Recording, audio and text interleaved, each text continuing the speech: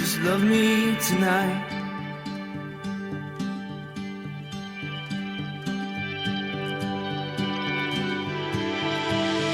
And I hurt myself, but not the way you think. I try too hard for perfection, so pull me from the brink. But don't hurt me, dear, I've got so little left to give. My heart can't find a place to live. But if you want it, I'll consider it. Welcome to the Enkindled Columbus podcast. You're listening to Love Me Tonight by The Fears. If you like what you're hearing, check the band out on Instagram at The Fears Music. Also check them out on Spotify, Apple Music, and anywhere else you get your tunes. As always, show us some love on social media at Enkindled Columbus, or if you're feeling extra generous, check out our Patreon. For as low as $2 a month, you can help support the local music scene and get your name mentioned at the beginning of the podcast as a contributor. One more thing before we start. Zach and myself both want to say thank you to everyone that listens to the podcast and that really pays attention and supports what we're doing. Thank you, and on to the Fears podcast.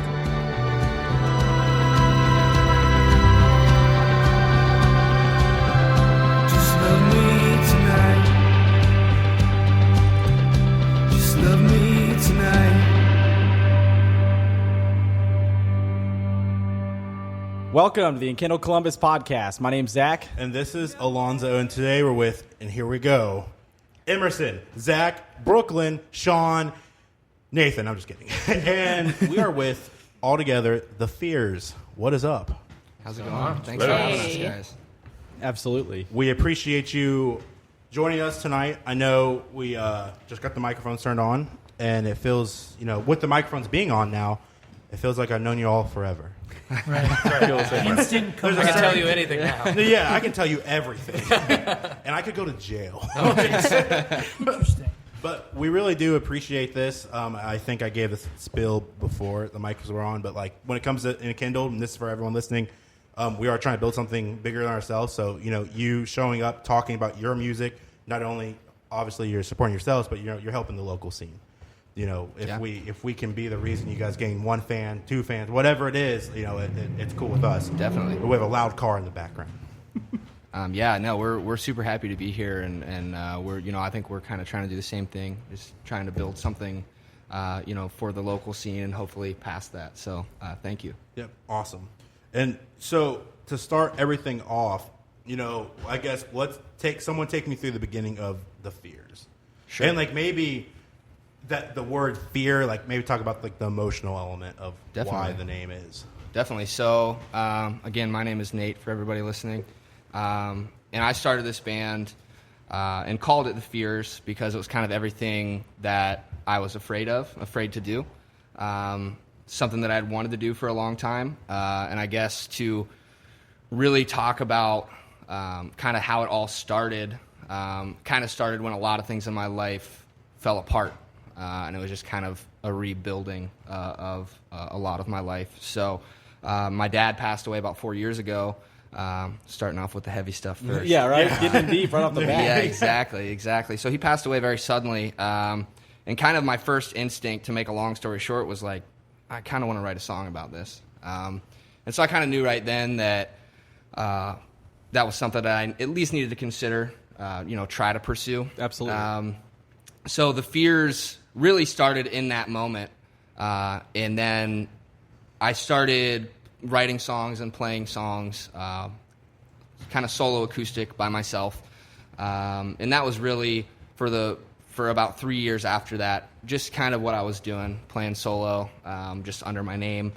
And I just felt kind of pulled towards something bigger. I'm a really big fan of collaborating with other people. There's 4 really awesome people in the room right now here with me, and kind of it's been really cool for my journey to now split into a 5-way journey with 4 other people. So yeah, I guess to answer your question, I guess that's kind of the genesis of the band, kind of how we got started was just kind of all in that moment, and everything's kind of snowballed to where we are now. And I'm happy to kind of get into more of the logistics of the last, I would say, probably 3 to 5 months that we've been kind of trying to get our sound together. So yeah, we can definitly dive into that too if you'd like. Yeah, so that was my next question was how did this all come together? How did you all meet each other? Yeah. How did the Fears become a thing? So I originally had, I think, 3 people that were interested in being in the band. None of them were these people. And things, again, kind of just fell apart a little bit. There's some people that were in other projects too that are doing really, really great with those projects. So they just didn't really have the time. So it was kind of back to the drawing board. And I put an ad on Craigslist, and Sean responded. And we met up for, I say we met up for a beer, but I don't really drink anymore, but I was like, I don't know what else to do with people besides You sit with the beer. Besides Buy go a to get a beer. beer. Maybe so, look at it? Yeah, maybe just look at it. I don't know. But, play pretend? Yeah, I think we sat and talked for probably like 3 or 4 hours. Yeah. At Seventh Son. Yeah, we went to Seventh Son. Yeah, so I was kind of on the end of my own solo project that I had been doing.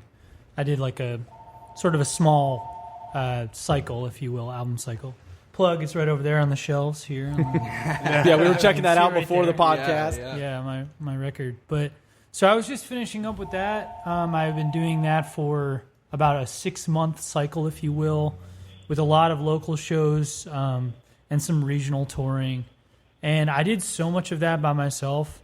I was just tired of doing things on my own. Like I did the artwork by myself, I said earlier, but I did the booking and the PR and all the stuff. Oh yeah, man! There's so much that goes into that people don't think about we until always you're. have that conversation. There's writing music and obviously playing, but there's a whole business side that I don't think people consider. And after doing all that on my own, I was just like, shit, this is really, I don't know, it's just you're in the car by yourself for a long time. I mean, touring with the band is hard, but touring by yourself is like, oh man. Oh yeah, I can only imagine. Yeah, so then I was like, you know what, I've done so much. I feel like I've learned so much about the musical side, but also the business side of what to do, the artistic component of it all. So I was like, I just want to work with other people, and started reaching out. And Nate was one of the first few people that I found, and we had that long meeting where we kind of met eye to eye. It wasn't like directly like we do exactly the same stuff, you know, but we had a lot of overlapping influences and ideas. So I was like, I think I can do this. So, and now I'm here. Yeah, for sure. Yeah, and to kind of add to that, I think, like you said, you were wrapping up with a lot of your own stuff at that time. Yeah. And I was kind of getting the ball rolling to set us up for where we are now. And it was, a lot of moving parts there. And I don't know, I was thinking earlier on the way here, I was like, if there's ever a movie about us, like this part would be like the montage where just like so many different things are just firing off everywhere. And one of the things that, one of those moving parts, aside from Sean, was I met Brooklyn shortly after that. Right. We met for coffee this time, no beer this time. Right. And so we went to a coffee shop and just kind of sat down and talked about the things that we were working on, the things we were interested in working on, what we wanted to do, and kind of hit it off. And I guess I can let Brooklyn speak to that a little bit too. Man, you were talking all this stuff about social media and album release plans. I knew you were legit. Thank you. Yeah. Thank you. So I just graduated from OSU studying jazz last May. And fall came around. I was like, hey, I want to join a band. So I was looking around on Craigslist. Nate's stuff seemed legit. We met up. Nate seemed legit. And that's kind of been where it was. Absolutely. Yeah. So all legit. Yeah. Very, very legit. Yes, thank you. I appreciate that. But yeah, we met for coffee and things went well, and then we met up. We did like a little just like one-on-one rehearsal, just worked through a couple of the songs, and then we found a rehearsal space, and then Zach and Emerson were actually both finds from Brooklyn, which was I've played super with both these great. cats before. Yeah, and I guess, I don't know, kind of, I'll open it up to them too. I don't want you guys to just be sitting down there and not talking, but kind of tell us a little bit maybe about your your background. Who will and go how long you've been first? What's playing. going to happen here? Zach, it's you. All right. I'm Zach. I'm the bassist of The Fears, and I'm actually just getting back into bands after 6 or 7 years of not being in bands, which kind of was my life for a very long time. And I went back to school and like started a career and got married and bought a house and stuff like that, and realized that I have a very large closet full of music gear that I'm not using, and why do I have this stuff? And You can't let it why go am to I waste. bored? And Yeah. So I've worked with Brooklyn over the past few years on a couple of one-off projects, and we've hit it off really well. And she texted me one day and asked me if I was interested in actually being involved with a band on like a more permanent basis, not just one-off gigs. So, and it's been great so far. There you go. Yeah, and myself, I went to school with Brooklyn, and she and I have played in a lot of ensembles, and we've just played a lot of music together. And so she was always a great drummer, and I think an even better composer and arranger in her own mind. And I'm currently finishing up my education at Ohio State, going to be a music teacher. And she texted me one day. She's like, "Hey, Emerson, I'm just reaching out to see if you want to be in a band. It's called The Fears.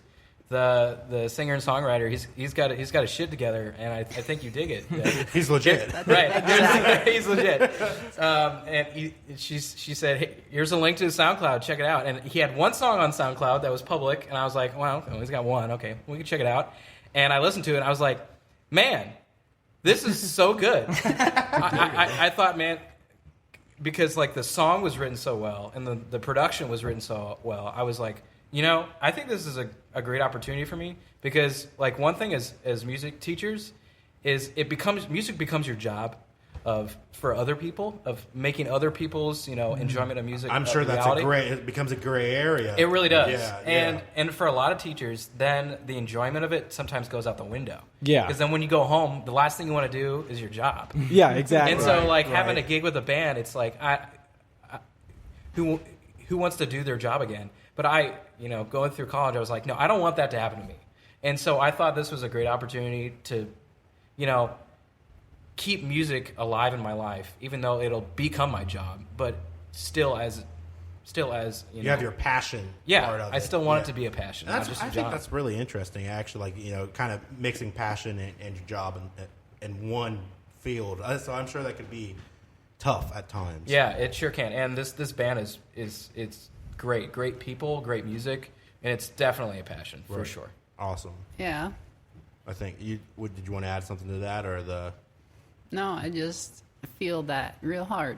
Yeah, no, and I that's good. I think having that feeling of what did we say earlier, legitness, For lack of a better term. Yeah, Legitimacy name of the night. Also, yeah. So I guess my next question would be, having all these backgrounds of music. What did you bring along to the Fears? Learning from when you played, and what other groups, whatever it was, what did you bring to the table, literally in front of us? Yeah, This table with the I microphones think maybe just we can start with Zach again and kind of work our way back down. That's a really great question. I'd love to hear everybody's take on that. Well, it's funny. We've been working with me playing electric bass up until just a short while ago, and Sunday.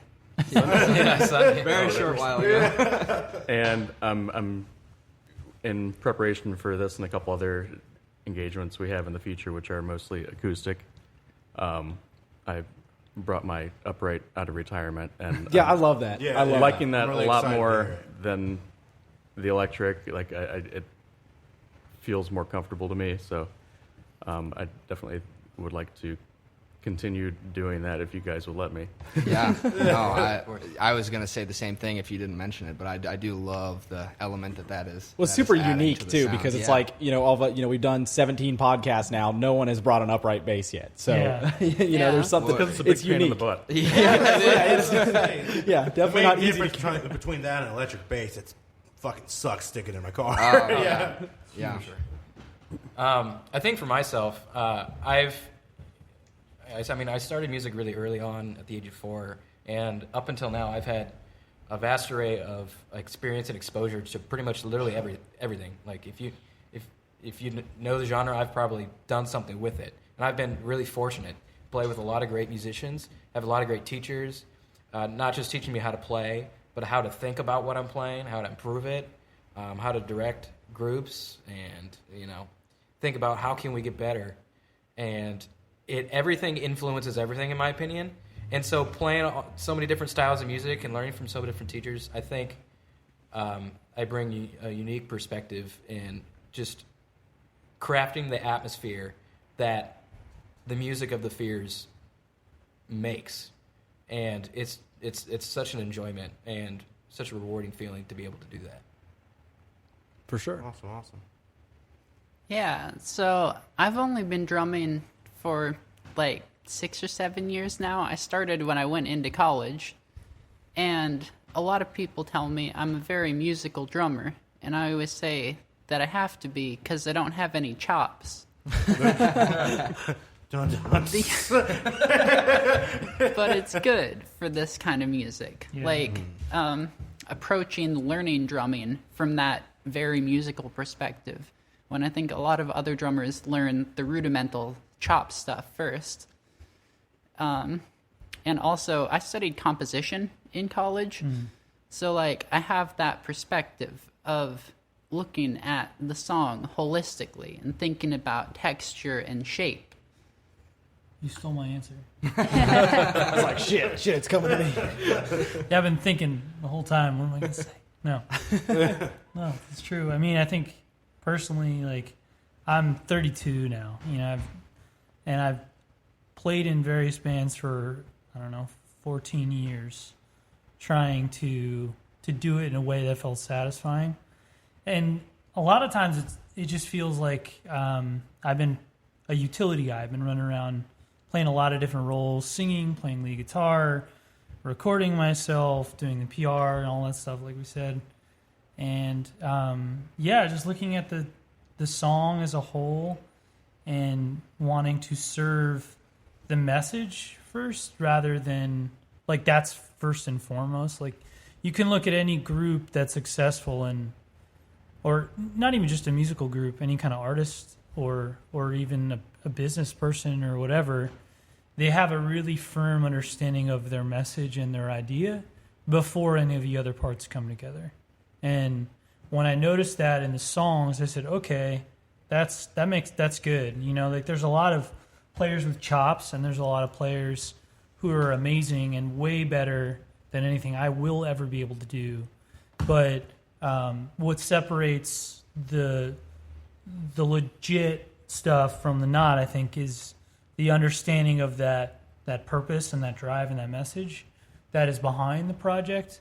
And I think that's what makes the project successful. So when I saw that, I was like, yep, okay, I'm going to do that. Right. I'm going to latch on and serve whatever role I've sort of self-taught myself. Because unlike Emerson and a lot of other people at the table, I'm self-taught. So Same, absolutely. yeah, so anything I bring to the table, I've done on my own. But yeah, I think that's sort of where I come to it, and I think that's what I saw when we were sitting down at Seventh Son. Yeah. Yeah, I think to kind of wrap that question up, I guess, kind of the theme so far seems to be legitness, which is funny. And guys, thank you for all of the nice things that you said about me being legit. We should do this more often. We should, yeah. And it's funny because I wasn't always that way. And much like Sean, I'm completely self-taught in everything in regards to music. And it really just... It was always more of a necessity for me after a certain point rather than a hobby. It became something that I just had to do to deal with some of the things that I was going through. For sure. And for a long time, and I promise there's an end to this point, but for a long time, I wasn't very legit. I was drinking all the time.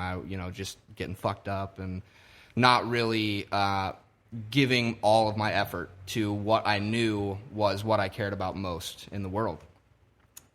So it's really refreshing now to have, been able to take a step back. And, I'm almost a year no drinking. I think next month makes a year for me. Congrats. Thank you. Good Thank for you. That's cool. And it's funny because everybody, has paid me some compliments and said, oh, this is legit, he's legit. But what's so refreshing for me is being able to work with people who are, in my opinion, more legit than I am. People who are just amazing musicians, who really make rehearsing and practicing and writing a joy, because we're not having to deal with all of, the BS of somebody who doesn't have their shit together. I think that we're all kind of on that same wavelength, which is really nice and really refreshing. And I guess really the thing, if I had to pick one that I bring to the table, is kind of now just being able to step back and let go of the music as much as I can to watch it turn into something else. Because I think that the way I look at it is, you have your recording of a song, you have kind of, to me, what is the cross-section of a moment in time. But then the live performance is something completely different. Absolutely. Right? It's a new slice of a new moment every time you play it. And that's what's so powerful about it. But I think that, really, I think my biggest benefit that I can bring is just letting all of these awesome people turn it into what I have envisioned and now what we have envisioned, right? Because it's kind of has it changed from what you originally thought it was going to be? Yeah, I mean, I've gone through so many different variations and ideas of what this all could sound like. For a long time, it was actually just going to be me on stage and maybe a drummer playing the song along with some backing tracks and some samples and triggering things. And I just decided that really wasn't as organic as what I wanted it to be. So, there's been multiple different renditions. Our single that's already out, Love Me Tonight, along with our single that's going to be released and announced in January, those were both recorded in 2017. Okay. So I've had those songs for a while, and it's just been trying to get to the point we're at now. And it's interesting because you don't realize at the heart, I think to me, and I guess we don't know what's coming, but the hardest part about it, from what it seems to me, is doing what we've done so far, is getting a group of people together that are on the same page, that are able to make a schedule you're work. Dealing with different schedules, and different make a sound work. Areas of life or whatever it is. Mm-hmm. I think that's hard finding, commitment in music. It is. This is the part of the podcast where we feature some music performed by the Fears, presented by Craft and Vinyl. Hey guys, my name is Nate. We are the Fears, and this is our song called I Don't Know.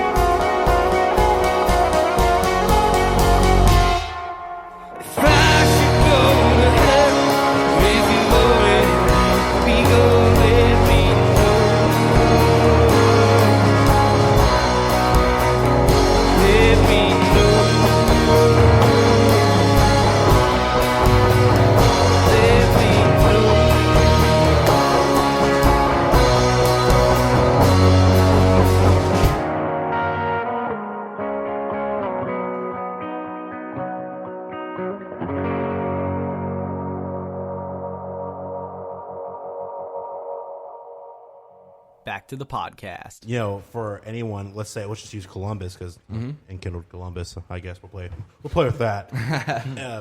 You know, someone starting a group. What do you think the biggest challenge is? Like, if you could offer advice to anyone around this area or anywhere, like, how do you take that next step? So let's say someone's a solo artist wanting to go to the next step, or someone's becoming a music teacher, and it's like, how do I get the hell out of my job or whatever it is? Well, I guess if no, nobody minds me starting on that one. No, go ahead. Go for it. You started the group, so For me, the biggest thing is shifting your mindset. Okay. And that's what I had to do. My mindset had to shift probably 3 months before I even met Sean. And I just kind of realized that, okay, if this is what I'm going to do, I have to be willing to sweat for it for pretty much as long as it takes. Right. So, you know, if you're talking about things like, oh, how am I going to get out of my job? How am I going to do this?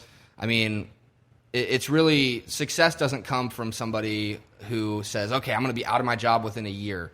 I think to me, the success comes when you say, okay, I'm willing to do this job and the band as long as I have to until this is off the ground, right? Because it's all about building that foundation. So my advice, and it's something that I try to follow every day. Am I good at it? No, not always. But you can't let the highs get too high, and you can't get the lows. Let the lows get too low. You have to kind of stay in the middle, and you have to realize that whether you think you are or not, if you're out there playing shows and practicing and meeting the people you need to meet and writing the songs and recording the songs and releasing the songs, you are building that foundation. For sure. And you just have to continue to do that as best as you can. There's so many parts to it. Yeah. You know, if you think anything happens automatically, you're Or if you're done. entitled something. Right. Yeah, like there's Yeah. like everyone here when we were 21 or something, we were like, this is it, this is gonna be awesome, and like something, you know. And it's like, no, you need to really hit the pavement, get serious, have your ducks in a row, understand that you are a small piece in a much larger puzzle, and then inside that is, you know, a huge, even much larger situation. And be honest with yourself too. Like, for example, myself, I kind of hit a point where I was drinking every day heavily, and I just kind of realized, I was like, if I don't make a change, myself make the change, then nothing will ever happen the way that I'm envisioning it happening. Right. And what you realize is once you make that change and you say, okay, this is what I'm going to do, that vision that you've held on to for so long kind of disappears in a good way, because you realize that sitting and thinking about having a successful band is not having a successful band. Right? Yeah, you start to just kinda got to go realize- do it, and you can't think too much about how it's going to go or what it's going to be. You just go and you do it, and you show up. And Joe Pug has the podcast. Yeah. He's a songwriter I listen to, and he says,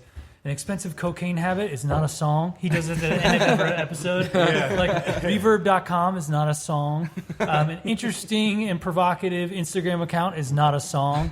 And he goes through the list of all the things that are mistaken for what's, I don't know, important.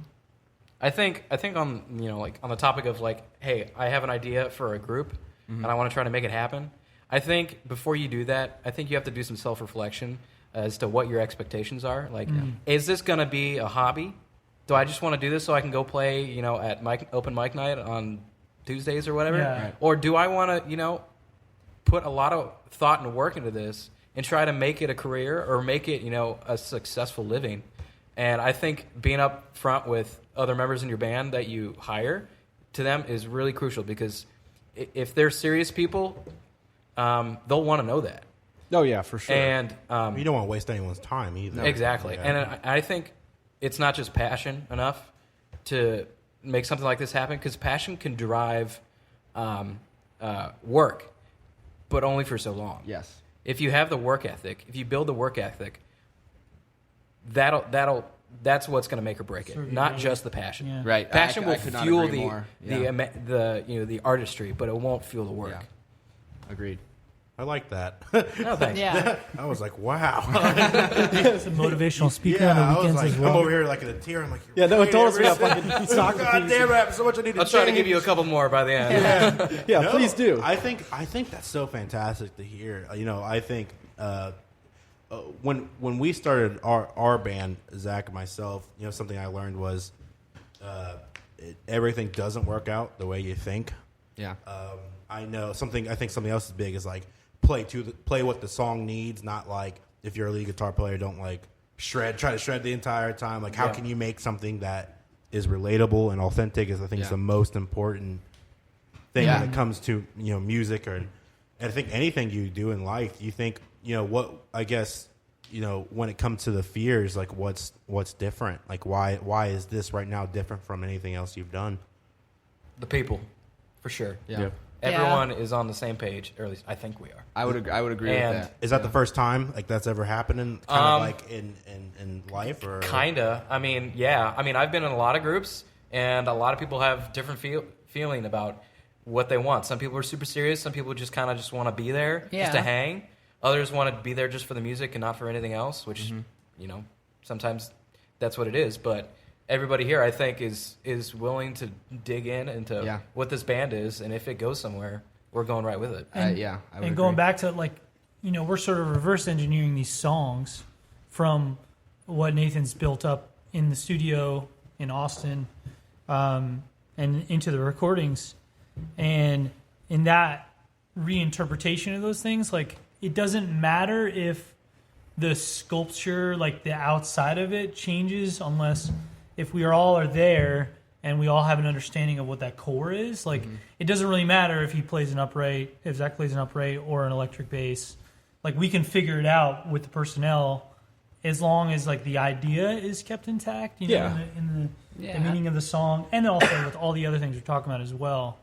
But yeah, a lot of different stuff goes into it. Yeah, that's a really interesting point too, because something I think about a lot.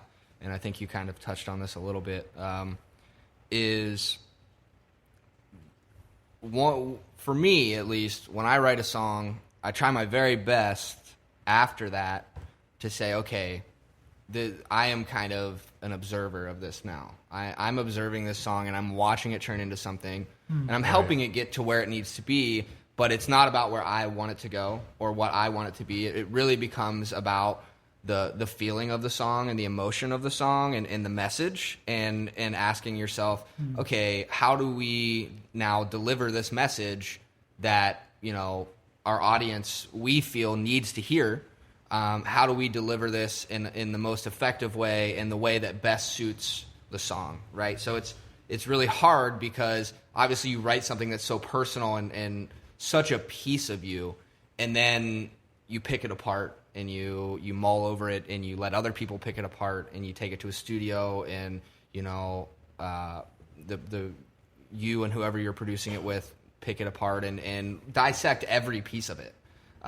You're taking a piece of, I mean, for lack of a better term, kind of like your soul or your heart, and you're turning it into what it deserves to be, not necessarily what it was when it came out. Yeah, absolutely. And you've got now, 4 other creative minds who add their input, and things can take a totally different direction, but that's what happens. And it's insane too. And there's been a couple times that it's happened already in our rehearsals where for example, I can think of an example with Emerson where he was like, "Hey, what if we played this keys part this way?" And it just happened to be like the coolest thing I ever heard. You know, and I was just like, wow. That's like, all right, yep, we're doing it that way now. I literally have not heard anything better. Yeah, it's been the same across the board. It was legit. It was legit. It's been the same across the board consistently with, with Zach and with Brooklyn and with Sean and Emerson and even myself. I've surprised myself sometimes too, which is cool. But I think you do yourself a great disservice if you don't let the people that are there with you, delivering this message and singing and playing these songs. You do yourself a great disservice if you don't take their input, Oh, yeah, and absolutely. Maybe the input isn't always the right thing. I have bad ideas all the time. We all do, but at least giving those ideas a chance to come to light is so important. Oh, yeah, I mean, that's what makes some of the greatest music ever made, was just somebody gave some strange idea a chance, and it shaped where music is today. Yeah. So I think strange is cool in music, though. Like being it's very weird, cool. not like conforming. I hate saying it like that, but like I think if it's one of those like this, I don't think it's going to work. I think that's something you should try. Like I think and it could change the game completely.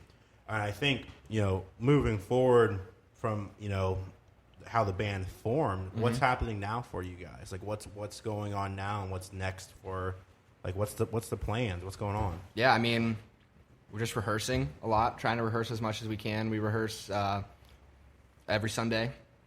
And we're trying to add as much to that as trying to add as practice much to day. that You as can't we beat us can. on. I think really, from a realistic standpoint, and I think you guys would all agree with this, it's really at this point tightening up the sound and playing shows.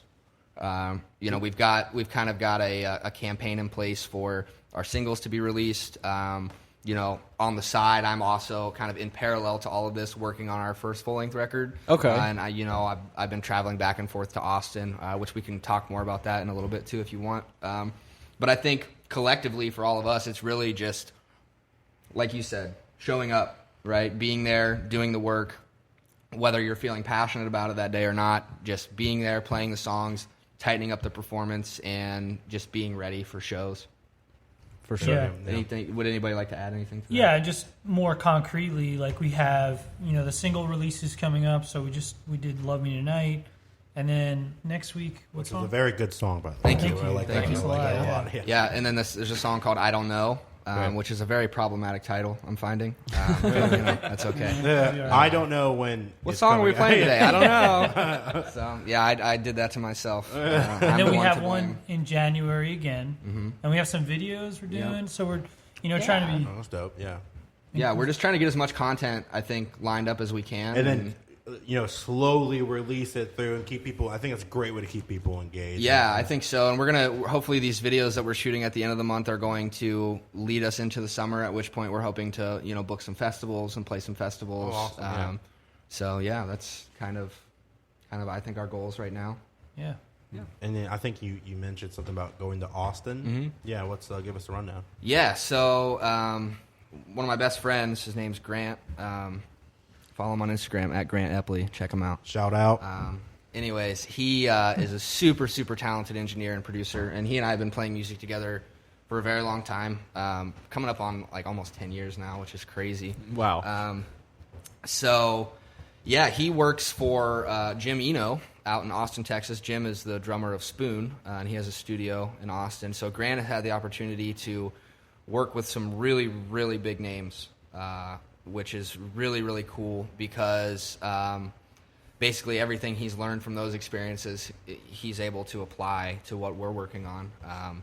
And Grant has been there for me through it all. He was there for the beginning of me even wanting to pursue music. And now we have a really cool thing going. I've been working on songs pretty much nonstop, and I'll fly out to Austin for about a week, and we'll start recording it. And usually by the end of the week, we have a fully done song, if not close to fully done. And it's just been really cool to get to work in that studio out there that so many people have played in. I played some of the guitars that were on a lot of the Spoon records. I've been in the same room as some pretty cool people, which isn't really saying that much, but it's cool for me. No, but it's cool. Yeah, it's cool to have personally. that feeling, If especially. it's cool for you, who cares what it is? Yeah, exactly. Yeah, I was And like, yeah. we kind of both have the same, I guess, holistic approach to songwriting and recording songs, where we don't really put any constraints on anything. We just say, okay, this is the song we're working on.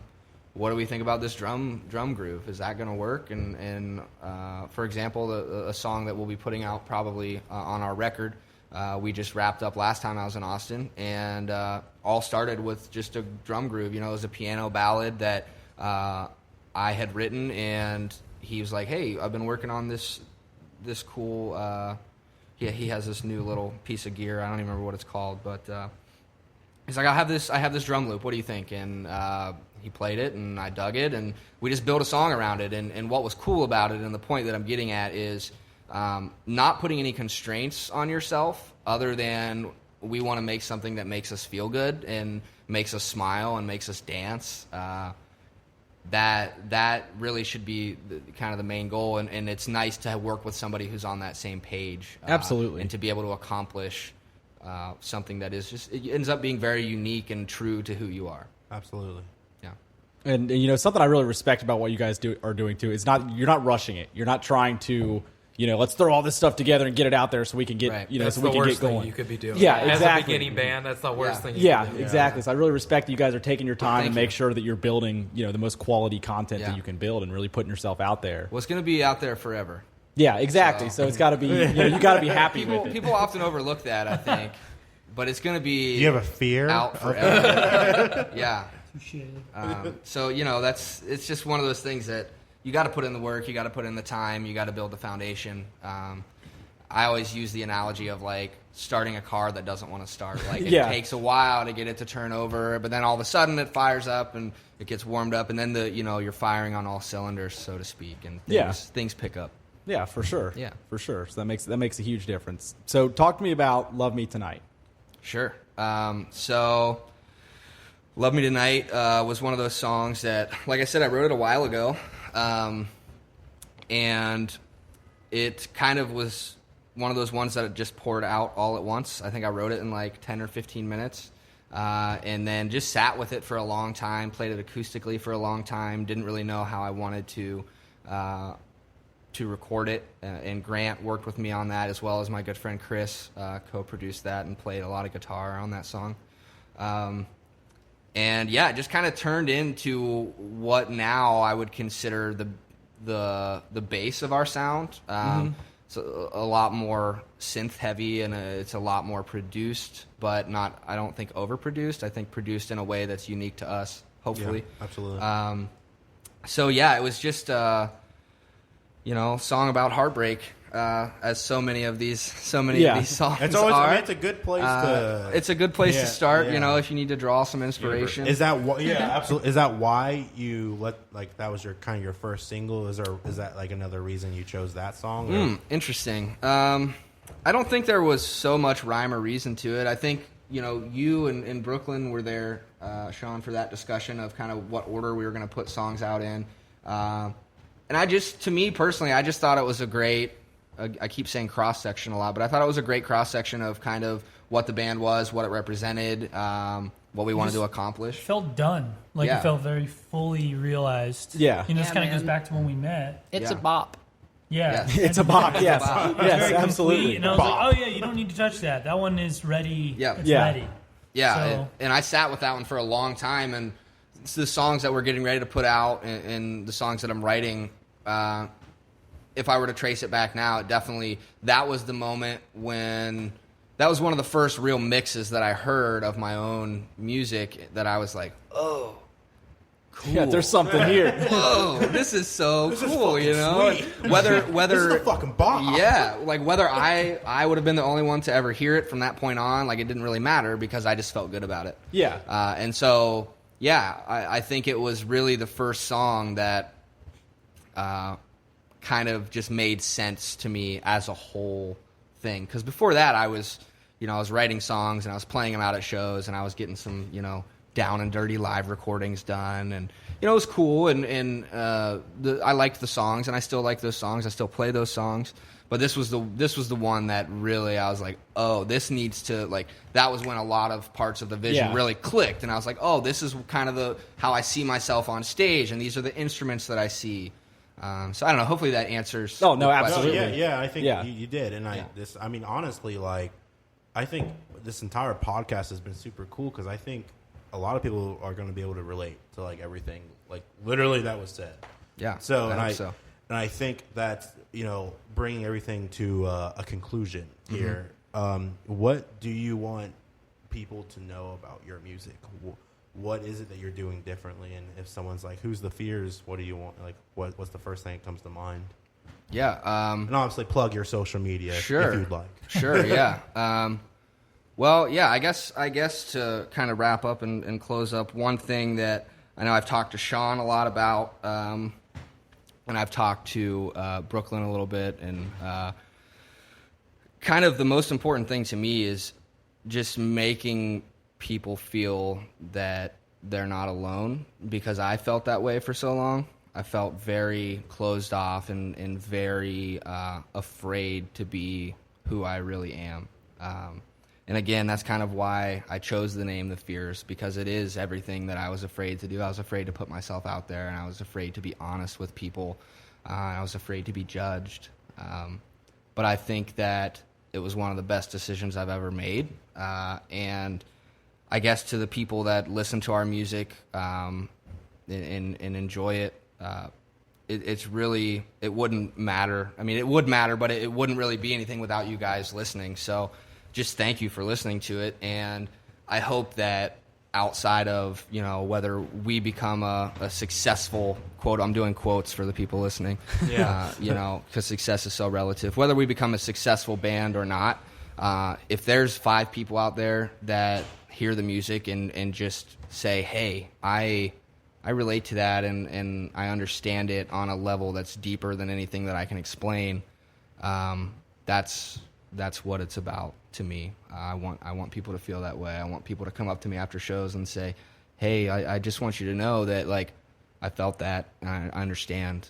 And it's just as much for me as everybody else, because people, when they say that to me and they say, hey, I relate to that, that makes me relate to them too. And it reminds me that we're all going through it, no matter what it is, we're all there. We've all dealt with shit that is just, it's hard and sucks. And that's who this is for. I'm just like taking it all in. It's one of those. I'm like, wow, no, it's so cool. I mean, would anyone else like to add on to that? Just heartfelt ending. I'm serious. He's over here just like in shock. Like, damn, his answers are. I'm standing there like. I'll say one thing. I haven't been with the group for too long, but I kind of got the crash course, and what this group is the first rehearsal because it all came together really well. I think with Nate's songwriting, I think that moment when someone is expressing a hard time in their life, and right then and there you feel I'm understood. I'm going through that, and other people understand. I think Nate captures that in song really well. Thank you. Absolutely. Yeah. Thank you. I think that I'm understood. I think that's. I think I might have said this earlier. Authentic, very relatable, and I think that's what is going to make your guys' music that next level. I think that's what's going to put you past it. Yeah, well, thank you. Seriously, it means a lot. To bring everything to an end now, where can someone can find the Fears music? What platforms are you on? Yeah, so we're on iTunes, Spotify, YouTube, anywhere music is streamed or sold, you can find us. Love Me Tonight is out now, and we have I Don't Know coming out on November 15th, so this coming Friday. And then in January, we're putting out our 3rd single and our final single. Well, no, our first single for 2020, because 2019 will be over. Yeah. So it's crazy our to think first, about. Yeah, happened fast. But yeah, our first single of 2020 will be coming out in the beginning of January. So stay tuned for that. You can follow us on Instagram at The Fears Music. We are on Facebook. We're on Twitter as well. So yeah, check us out, guys. Give us a follow, and thank you for listening. For sure. Awesome. Thank you all for being here. Yeah. Likewise. Absolutely. Thanks, guys. Thank you.